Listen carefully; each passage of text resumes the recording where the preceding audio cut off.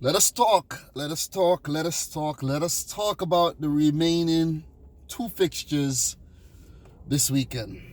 Match week 25 or match day 25, whatever you want to call it. Arsenal, Burnley, Tottenham, Man City. If you're new around here, I'm a Man City fan. You can laugh at us now. You can laugh at me now. We have been really poor.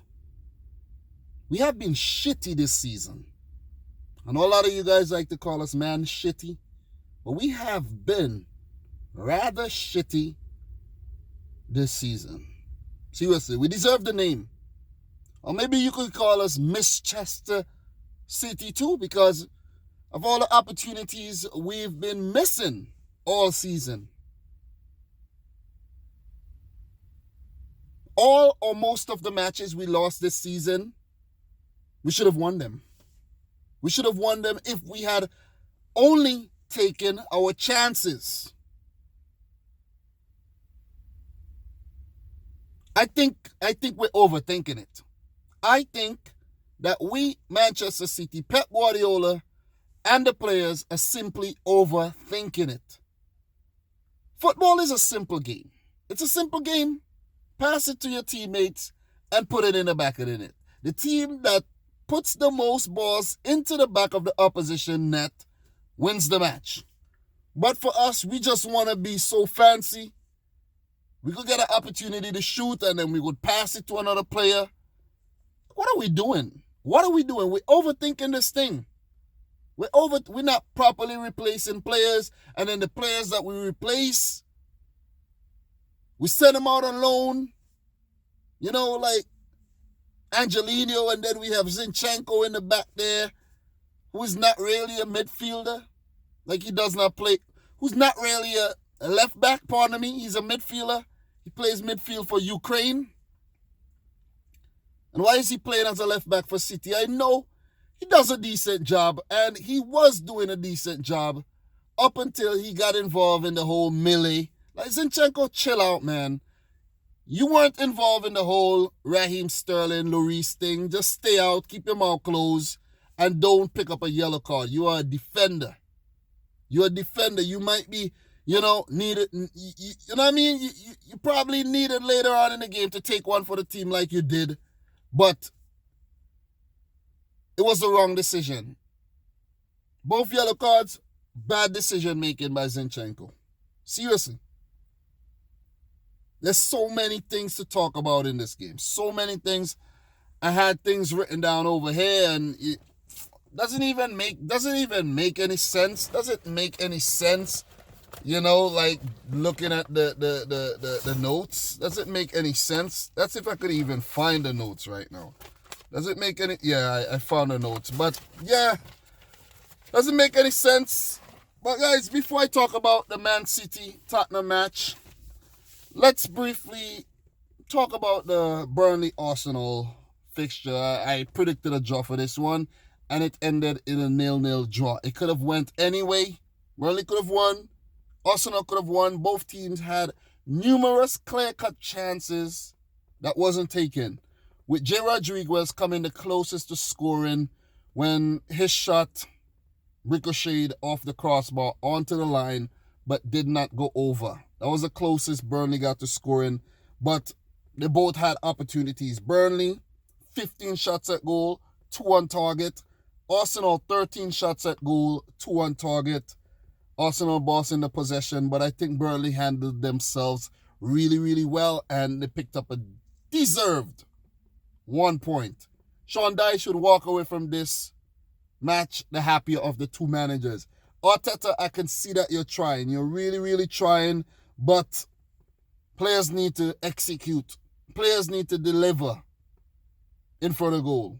I know the guys are trying and they look a lot better than they were under Unai Emery, but they need to up it a notch. They need to up it a notch, or they will definitely place outside the top 10 this season.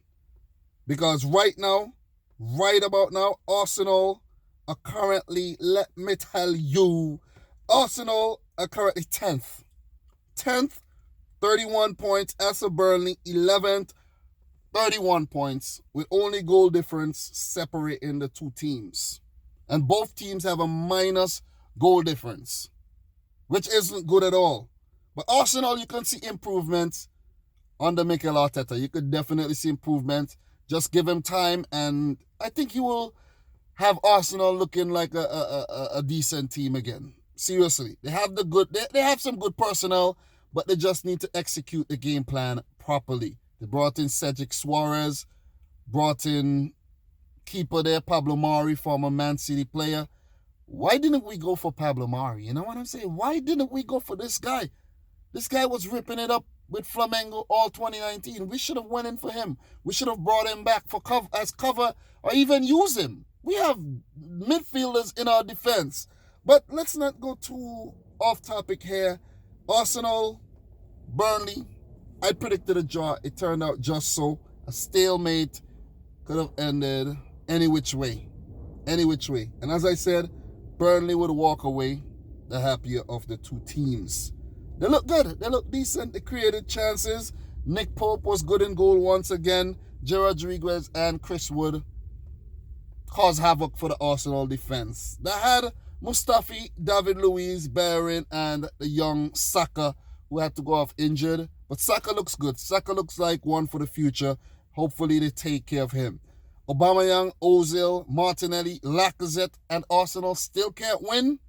Arsenal, you got a lot of work to do, but I think this summer there will be a clear out, and Mikel Arteta would have this team looking, let's just say, looking good for the 2020-21 season. God spare our lives. But good draw for Burnley. Good draw for Burnley. So let us get back to the main topic. And some of you guys who are wondering why I didn't make this video in the studio, man, this Man City loss does not deserve no studio time. I'm not going to go home, leave my wife and son upstairs and go downstairs and talk about City losing for the 6th time this season. And we draw 3 games as well. 3 matches drawn, like we are, and like, why are we drawing so much? Is this art class? You know what I'm saying? Why are we losing so much? Is this the biggest loser? Like, come on. 6 losses this season. 6. 25 matches played, 51 points, 22 points behind Liverpool. 22 points behind Liverpool. Who has won the title already? We have already agreed to this. It's agreed. Don't tell me why am I saying that again. It's officially Liverpool's title this season. It's theirs.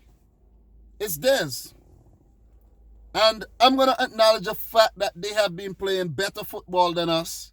They have been playing a more simple style of football than us. And you know what I mean by that? Put the ball in the back of the net and stop the opposition from doing the same. Simple.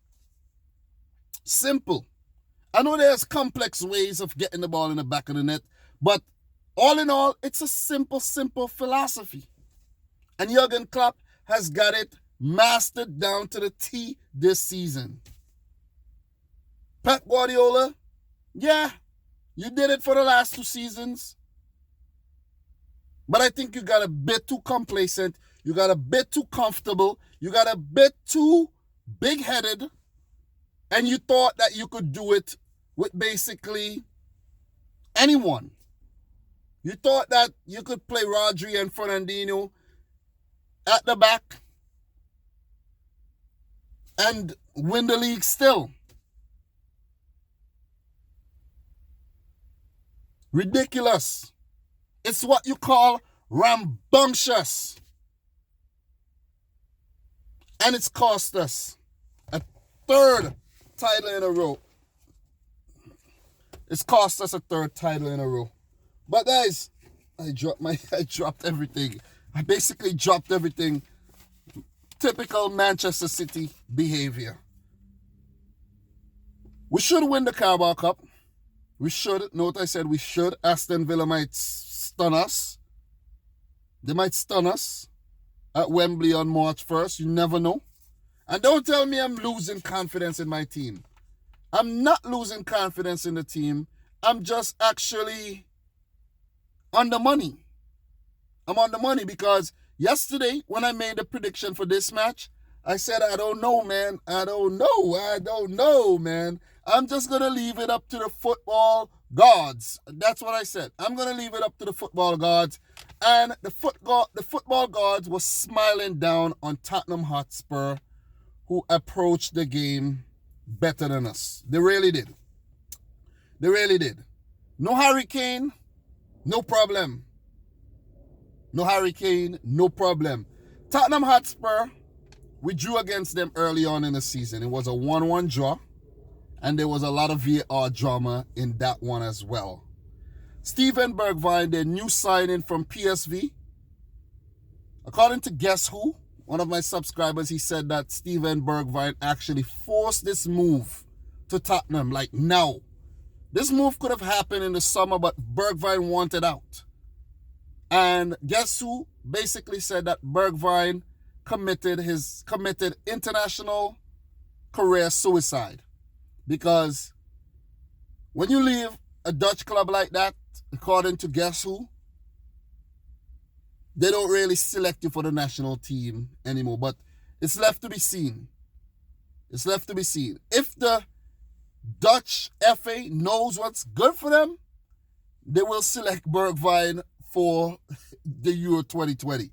Because right now, Memphis Depay, he's out injured with the ACL, I think. And you need the forwards. Daniel Malen, he's also out with an injury as well. With Bergwijn playing, scoring on debut, you're going to need players with guts. With guts like Bergwijn's to play at Euro 2020. Definitely. Mourinho unleashed Bergwijn. He unleashed his secret weapon as well. The young 20-year-old Wobbuffet Tanganga. Or you could call him Jaja Binks. Ganja is the healing of the nation. Japhet Tanganga. This player has been awesome. He has been awesome. And it looks like he could play at left back, right back, center back. This player could play anywhere you want him. Seems so. The force is definitely with him. Some of you guys who don't understand, but don't try to wrap your mind around it. But still, Tanganga had a great game. Really, really good game. Frustrating loss. I was actually going to talk about our lineup, but no need to talk about our lineup. It seems like any team we field, we do the same thing. We could change up a lot of personnel and the team would not lose its strength.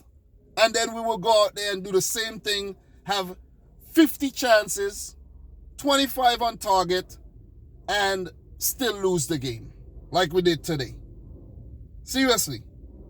Fernandinho playing his 300th match for Manchester City.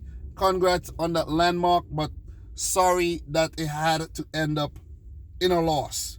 The last time Tottenham Hotspur defeated Manchester City was in October of 2016. October 2016, Pep Guardiola's first season in charge. We lost that game 2-0. Kolarov own goal and a Dele Alli goal. 2-0. And that was the last time we lost in the Premier League to Tottenham Hotspur. We did lose in the Champions League quarterfinal last year to Tottenham on aggregate.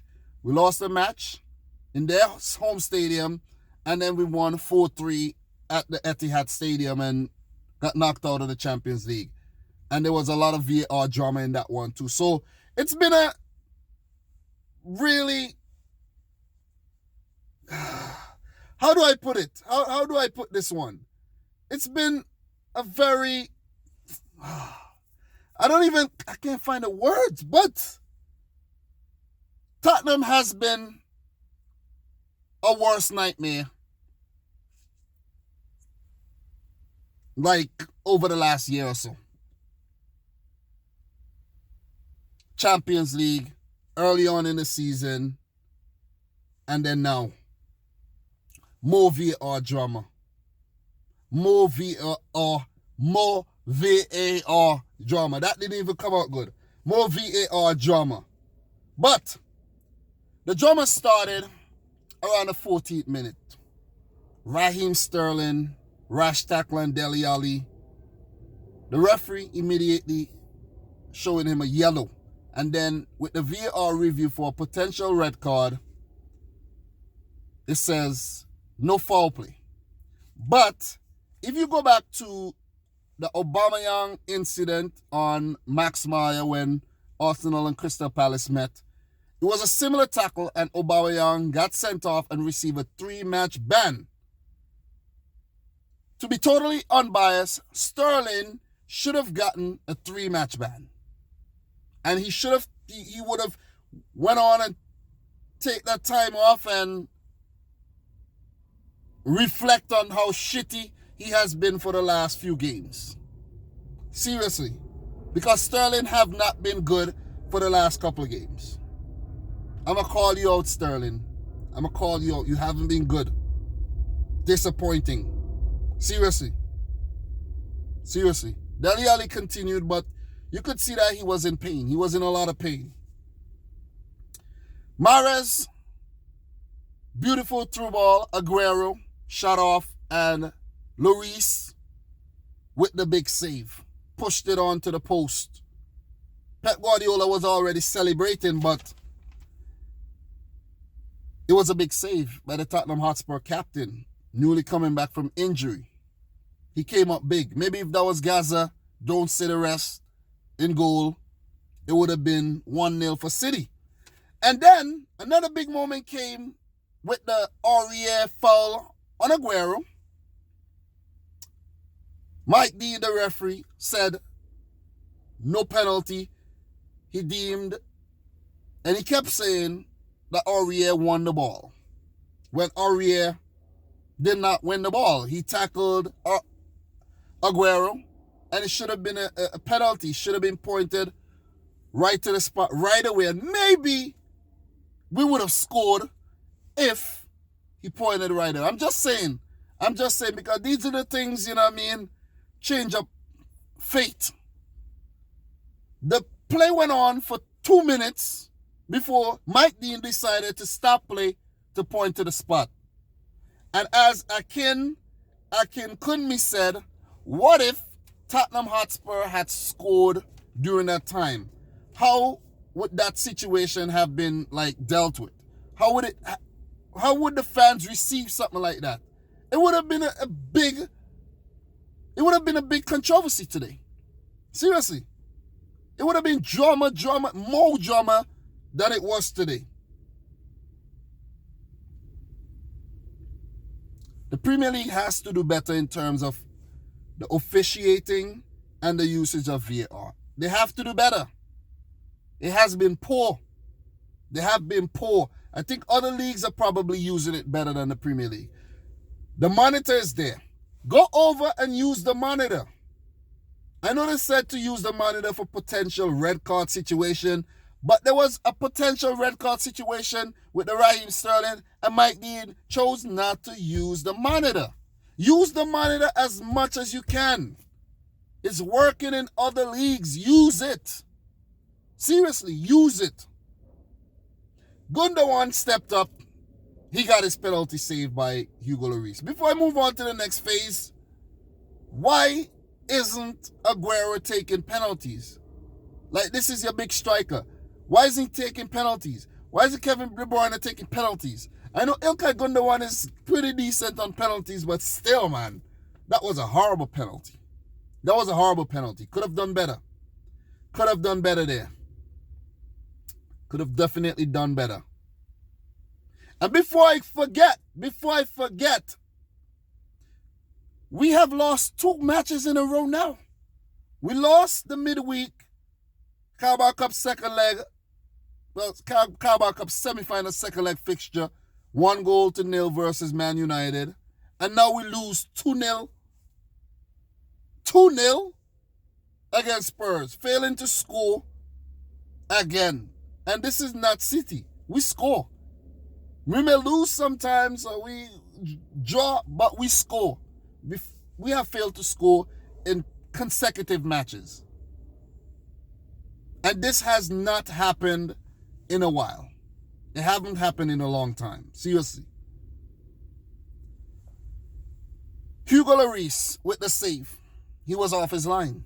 He was off his line. And according to the commentators, the on-field officials supposed to be looking at that, and they weren't paying attention. They weren't paying attention. The penalty should have been retaken. And then Raheem Sterling, trying to get the rebound, was taken down. Arguably, that should have been a penalty. Arguably. Wasn't given again. What is going on? Injustice. Don't get me wrong. Don't get me wrong. We deserve to lose the freaking game. But still, injustice. Injustice. Injustice. A little melee broke out. The Tottenham players rushed Raheem Sterling, and then, I kind of lost service on the phone. And it was 0-0 at halftime. 0-0 at halftime. We had numerous chances to score and didn't. Aguero had a chance late in the match as well to score, didn't score. But second half came back, and we were all on top of Tottenham again. We're all over them again. A through ball came down, and Tanganga and Lloris collided with each other.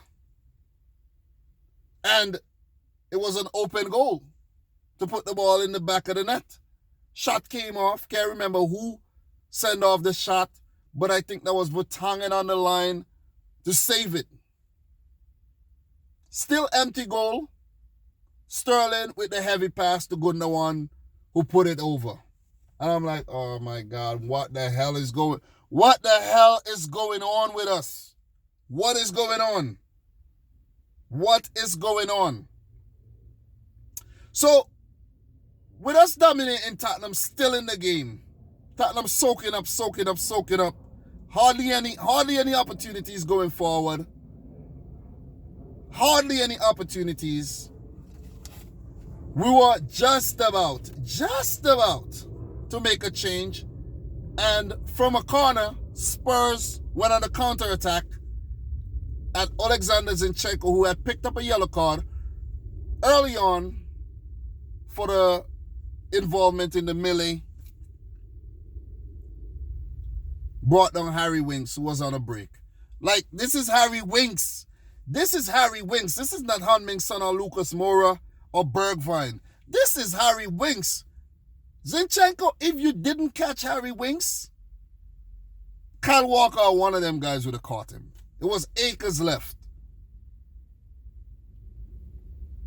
Stupid decision, stupid tactical foul, second yellow. And soon after, Spurs scored from a corner. Ball came in, went out, came back in. Bergwijn control on his chest and just blasted past Edison. That was a big goal. Bergwijn showing he's the man for the big moments. Like, this man has national team experience. Been playing for PSV for a while. This guy is a quality player. I've known about him for quite a while now. This is a quality player who has a lot of character. Big goal, 1-0. 1-0. After that, it was like just a blur. The rest of the match was just a blur. Spurs got played in again, Tanguy and Ndombele came on the field, played in Son, who just turned around, blasted Fernandinho, stuck out a leg, deflected it past Edison. And even if Fernandinho did not get a leg on it, it would have went past Edison. Now, that's how good the shot was. 2-0. And even with 10 men, we were still on top of Tottenham and still couldn't score. Still couldn't score. Lloris pulling off a few big saves, blocks here and there. We just couldn't put the ball in the back of the net. We just couldn't put the ball in the back of the net. And I want to let you guys know some stats from this game, and you guys are going to be so astonished. Tottenham Hotspur, 3 shots at goal, 3 on target, 2 goals. Man City, 18 shots at goal, 5 on target, no goals. You see that? We had 68% of the possession. 68. And still lost the freaking game. Still lost the game. Still lost the game. Spurs over the moon. Mourinho overjoyed.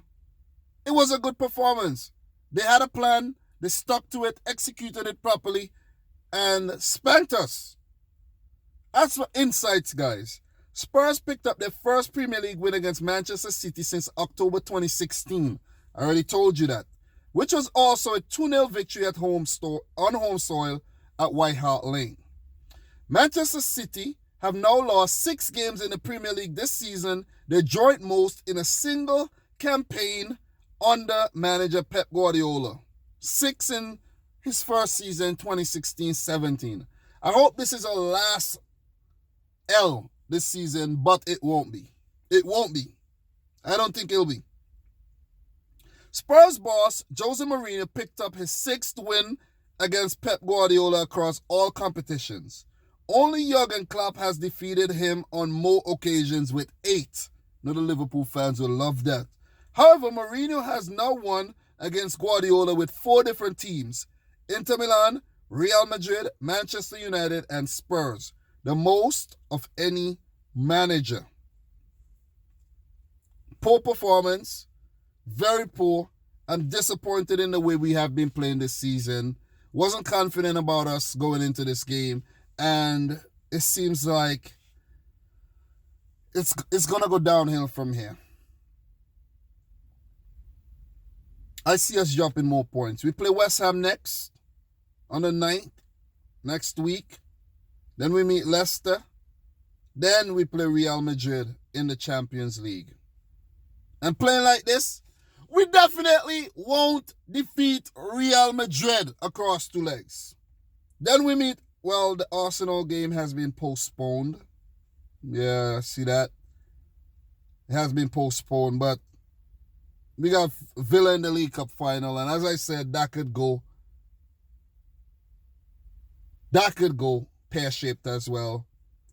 Then Sheffield Wednesday in the 5th round of the FA Cup. Who knows? We could lose that one too.